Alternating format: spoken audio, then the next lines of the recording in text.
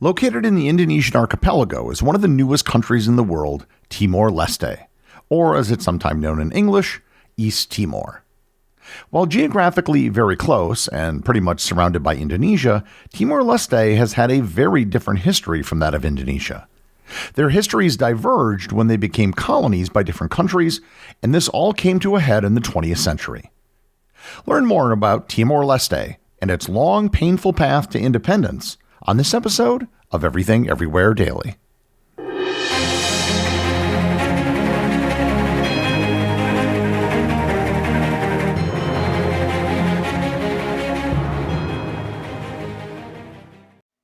This episode is sponsored by Quince. I don't think most people would consider me the most stylish guy. I don't really see the point in spending a ton of money to try to be fashionable.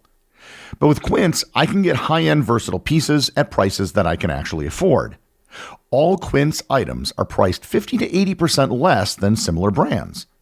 By partnering directly with top factories, Quince cuts out the cost of the middleman and passes the savings directly onto you. And Quince only works with factories that use safe, ethical, and responsible manufacturing practices, along with premium fabrics and finishes. I recently got a set of Turkish bath towels from Quince that look great and feel great too.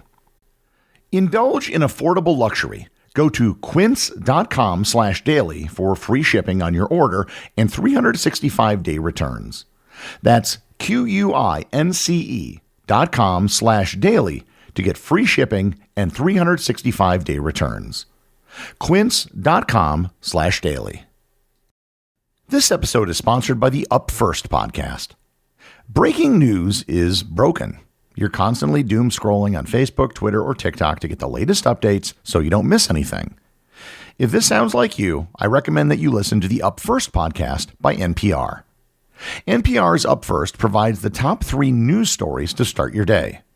With digestible 10 to 15 minute episodes, it's all the news you need so you can get back to your life feeling informed while preserving your sanity, letting you get ready, make breakfast, or go to work. From politics to economics and both national and international news, Up First is the go-to daily habit for the news consumer who wants to stay informed but is forever strapped for time. With Up First, you can start your day a little more in the know than you were when you went to sleep. Up First is the cure you need for your news fatigue. It lets you stay informed of the top stories while allowing you to spend the rest of your day on things more productive or more enjoyable. Listen now to the Up First podcast from NPR. I'm guessing that most of you are probably not familiar with the nation of Timor-Leste. If you've heard of it, you've probably just heard of it and don't know much about it. Timor-Leste isn't a very big country. It ranks 152nd in the world by population, with a bit under 1.4 million people, and 154th in the world by area at 14,874 square kilometers, or 5,743 square miles. Geographically, it's part of the Indonesian Archipelago. It's mostly located on the east end of the island of Timor, which itself is on the eastern end of the chain of islands known as the Sunda Islands. There is also a small exclave of Timor-Leste called Oikuse, which is on the western side of the island. It's due north of the northernmost point of the state of Western Australia. One of the most interesting facts about the country is that the name Timor comes from the Malay and Indonesian word Timur, which means east. The island was named this way because it's located on the eastern side of the Indonesian archipelago. Leste means east in Portuguese, so Timor-Leste literally means east-east. Ethnically, the people of Timor-Leste are the same as those who live in West Timor, Indonesia. So if the people there are pretty much ethnically the same as the other people on the island, and if they're geographically on the same island, then why is Timor-Leste a separate country? That is the entire point of this episode. Archaeological evidence suggests that human habitation on Timor dates back at least 42,000 years, with early settlers likely arriving during periods of lower sea levels when land bridges connected parts of the island to Southeast Asia. The earliest known archaeological site is Lenehara Cave in the eastern end of the island, containing rock art and artifacts dating to around 30,000 to 35,000 years ago. The indigenous population of Timor primarily belongs to Austronesian and Papuan ethno-linguistic groups. The Atoni people dominated the western portion of the island. The Tetum people established themselves in the central regions. The Mambai, Kemak, Galoi, Baikino, and other groups occupied various territories across the island. Linguistic evidence suggests that there were at least two major migration waves. An earlier arrival of Papua-speaking people, possibly around 7,000 years ago, and later an Austronesian migration which took place approximately 4,000 to 3,000 years ago. Pre-colonial Timor was organized into numerous small kingdoms and chiefdoms called reinos, a Portuguese term that was applied later to these entities. These political units were hierarchical societies led by the Luari, which were kings or chiefs which claimed divine ancestry, the Dato, who were nobles who served as regional administrators and advisors, and the Emma Reino, who were commoners who formed the bulk of the population. Each reino typically controlled a specific territory centered around a sacred house that served as both a political and spiritual center. Marriage alliances between royal houses created complex networks of allegiances and obligations. Before colonization, the island was never unified under a single ruler. Instead, fluid alliances and rivalries created a dynamic political landscape in which power frequently shifted between competing realms. Before the Europeans arrived, Timor was part of an extensive regional trading network which had links as far as India and China, using Malay and Javanese traders who acted as middlemen. Timor was best known for its sandalwood, which was highly prized all throughout Asia. Sandalwood is a fragrant hardwood tree native to South and Southeast Asia, known for its aromatic oil and fine-grained timber. It was highly prized in India, China, and the Middle East for use in incense, perfumes, traditional medicine, and religious rituals, making it a valuable commodity in regional trade networks. Everything changed on the island of Timor in the 16th century. Portuguese traders first arrived at Timor around 1515, drawn by the lucrative sandalwood trade. Over time, Portuguese influence expanded, though their control remained limited to coastal areas for centuries. For almost 2 centuries, it was basically just a stop for traders and nothing more. There was no permanent presence on the island. In 1702, the Portuguese established a formal colony on Timor and set up their capital at Laifao, in present-day Oicuse, and then later moved to Dili, the current capital of Timor-Leste, in 1769. While the Portuguese were setting up a colony on the island of Timor, the Dutch were busy colonizing pretty much everything else in the region. The rise of the Dutch East Indies began with the expansion of the Dutch East India Company in the early 17th century. The Netherlands, who at the time were a rising maritime power, sought to challenge the Portuguese and Spanish dominance in the lucrative spice trade of Southeast Asia. In 1602, the Dutch East India Company was established as a state-backed trading company with the authority to wage war, negotiate treaties, and establish colonies. The Dutch initially focused on the Moluccas, aka the Spice Islands, but soon expanded to Java, Sumatra, and other parts of the archipelago. By the mid-1600s, the Dutch East India Company had defeated Portuguese and local resistance, establishing Batavia, modern-day Jakarta, in 1619 as their colonial capital. The Dutch used alliances, military force, and monopolies to dominate regional trade, particularly in nutmeg, cloves, and pepper.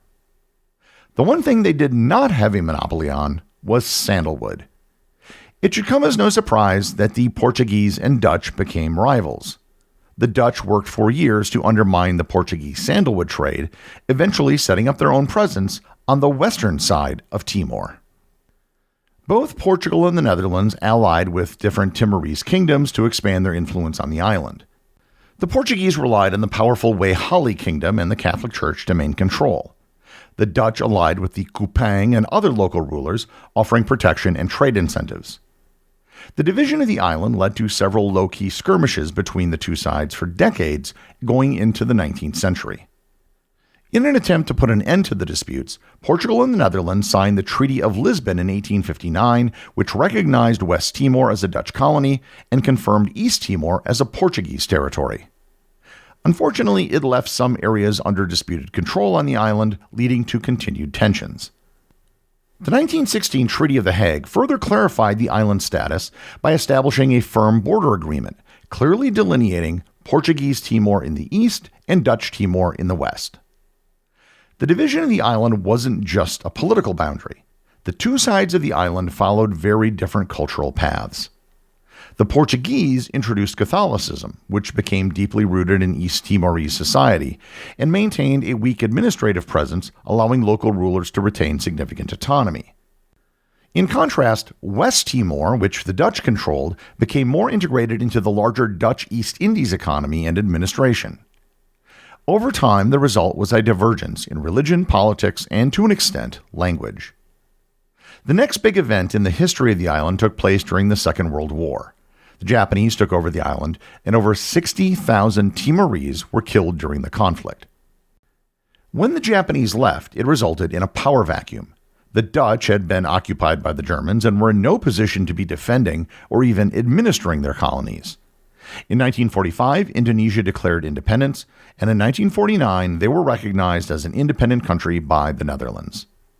West Timor, which was controlled by the Dutch, became part of the new nation of Indonesia. East Timor, however, remained under Portuguese control. For the most part, the Portuguese kept their remaining colonies after the war. A fascist government came to power in Portugal in 1933, and unlike other countries, they did not actively decolonize. However, in April of 1974, the government fell in what was known as the Carnation Revolution. One of the top priorities of the new government was to give up its colonies immediately. In 1975, Angola, Mozambique, Cape Verde, and São Tomé and Príncipe all became independent. But in the case of East Timor, the Portuguese basically just abandoned it. In 1974 and 1975, political parties emerged in East Timor with different visions for the future. One wanted independence, one wanted continued relations with Portugal, and one wanted to join Indonesia. After a brief civil war, the pro-independence faction gained control of most of the territory and unilaterally declared independence on November 28, 1975. The new independent Democratic Republic of East Timor lasted for 9 days. That was because on November 7, 1975, Indonesia launched a full-scale invasion with tacit approval from Western powers, particularly the United States and Australia, who were concerned about the left-leaning politics of the faction that won the Civil War. Indonesia, for its part, believed that all former European possessions in the archipelago belonged to Indonesia. The Indonesians had previously done this when they took over Dutch New Guinea in 1963 after the withdrawal of the Netherlands. Indonesia formally annexed East Timor as its 27th province in July of 1976. And the occupation was marked by extreme violence and human rights abuses. Approximately 1 to 200,000 East Timorese, out of a population of just 650,000 at the time, died due to fighting, famine, and disease. Widespread use of torture, arbitrary detention, forced displacement, and sexual violence was used in East Timor. Perhaps the worst single incident was the Santa Cruz massacre. On November 12, 1991, Indonesian forces killed 250 peaceful protesters at a cemetery in Dili. Indonesia implemented transmigration programs to settle Indonesians in East Timor, attempted to impose the Indonesian language and culture, and restricted traditional practices. Despite these efforts, resistance continued throughout the occupation. For over 25 years, East Timorese fought against the Indonesian government. The struggle was both a military one and a diplomatic one. The key resistance leaders included Xanana Gusmao, Jose Ramos Horta, and Bishop Carlos Felipe Ximenes Bello. The later two were awarded the Nobel Peace Prize in 1996 for their work towards a peaceful resolution. With the end of the Cold War and the international recognition of the extreme human rights abuses happening there, international support for East Timorese independence grew. The fall of Indonesian President Suharto in 1998 created an opening for change. His successor unexpectedly offered East Timor a referendum on special autonomy with Indonesia and independence as the alternative. On August 30, 1999, under UN supervision, 78.5% of East Timorese voted for independence.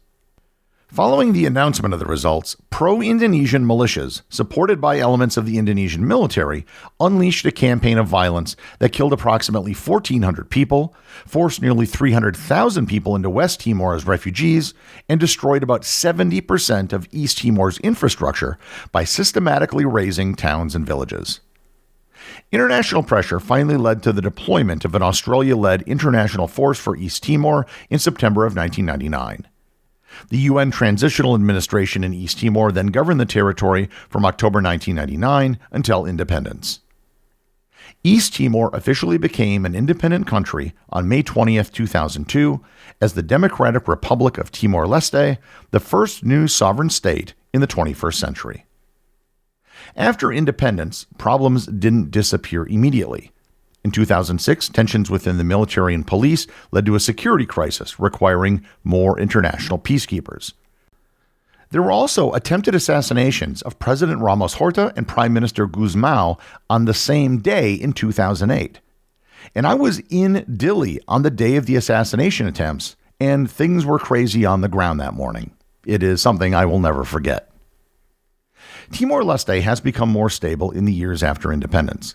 They signed a development deal with Australia for the development of their oil fields off their coast, which has become a significant source of revenue. Nonetheless, Timor-Leste remains one of the poorest countries in Asia.